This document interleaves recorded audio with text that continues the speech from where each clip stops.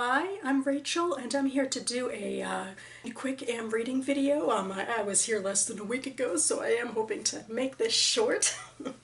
But I wanted to update you to say that yes, I did finally finish this book. This is Moses Montefiore, Jewish Liberator, Imperial Hero by Abigail Green. It is a biography of a proto-Zionist, as it were, who isn't really as well known as perhaps he should be in Jewish history. He was a man who lived a long life for about 100 years during the Victorian era. He was a well-to-do banker who was able to amass some money, and he used it for philanthropy, mostly for Jews in trouble around the world, mostly in the Ottoman Empire and in Russia and Eastern Europe, and a little bit of the Arab world, but also he gave to Christian charities and I guess to other locals in the Middle East, and I thought this might focus a little more than it actually did on his activities in Palestine, although it did focus a bit on that, but Abigail Green went just sequentially through time. It was a bit of a sludge, I think. You know, there's a lot of quotes and just a lot of detail packed into his life. He did a lot of stuff, did a lot of travel in an era that it was difficult to travel. Although this book also showed how much things changed in the Victorian era. He was born in the late 18th century and died in the late 19th century. He went to Palestine several times, and the first time took several months of travel by land, and by the last time there were steam engines, and it took a few weeks, and so it's crazy how much time was changing. And I mean, this book was great for showing a lot of change in the world that was happening in the 19th century about the growth of nation states and sort of emancipation of minorities, including Jews, and how that played in. And for me, it's always a good angle for me to see things through the Jewish lens, to see history through the Jewish lens. It's an easy way for me to gain access. It's also quite exhausting and depressing because even with emancipation or attempts at emancipation, life was hard for the Jews in the Gentile world. You know, if it isn't the Catholics talking about medieval blood libel, then the more modern forms of anti-Semitism, that word was coined during Montefiore's lifetime, comes up about, you know, controlling the banks and controlling the world and cosmopolitan and blah.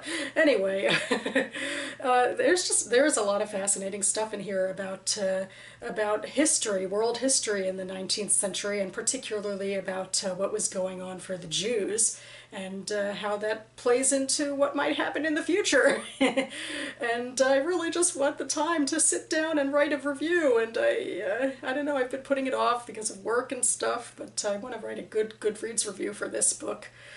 This is my second book that I'm reading for the 2012 Sammy Rohr Prize out of 3.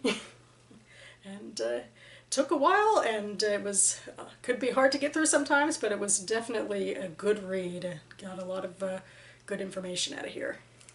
Next, I'm skipping on over to the 2018 Sammy Rohr Prize. This was the second place winner. This is City on a Hilltop, American Jews and the Israeli Settler Movement by Sara, Yael, Hirschorn.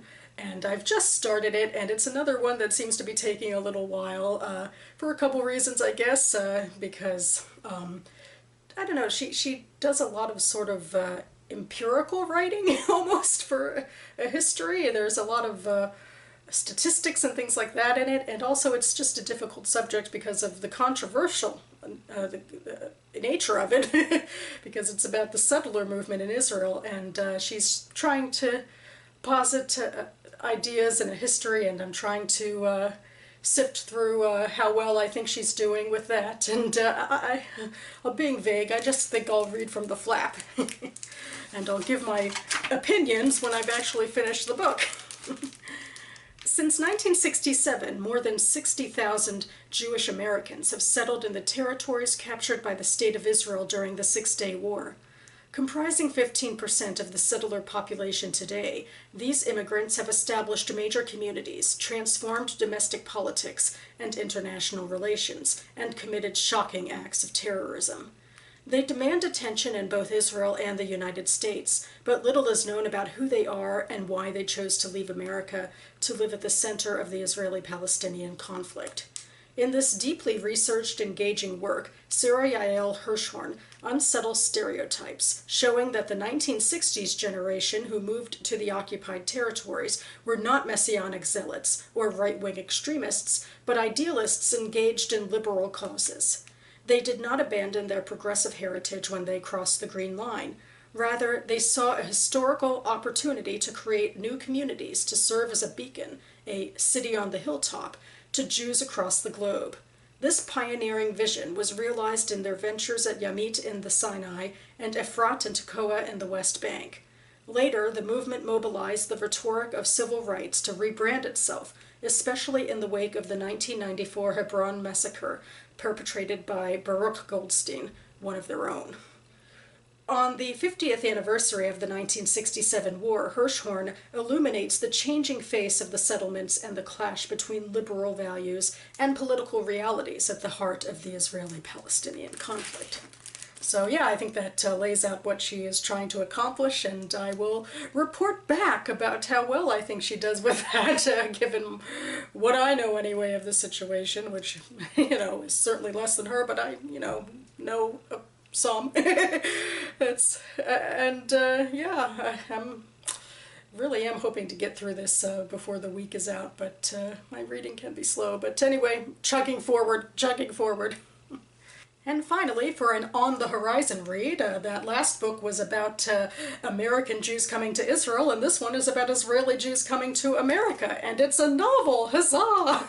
This is Moving Kings by Joshua Cohen, and it is part of the 2017 Jewish novels and literature published in English that I want to get through this year, and I will read from the flap.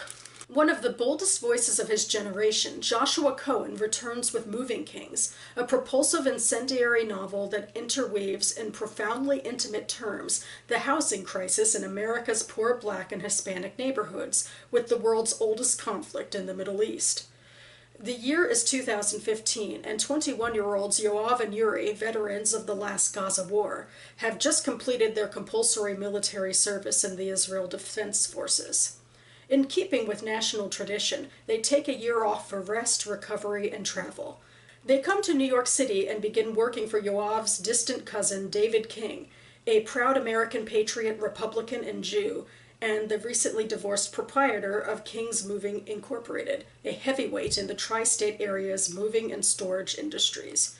Yoav and Yuri must now struggle to become reacquainted with civilian life, but it's not easy to move beyond their traumatic pasts when their days are spent kicking down doors as eviction movers in the ungentrified corners of the Bronx, Brooklyn, and Queens, throwing out delinquent tenants and seizing their possessions.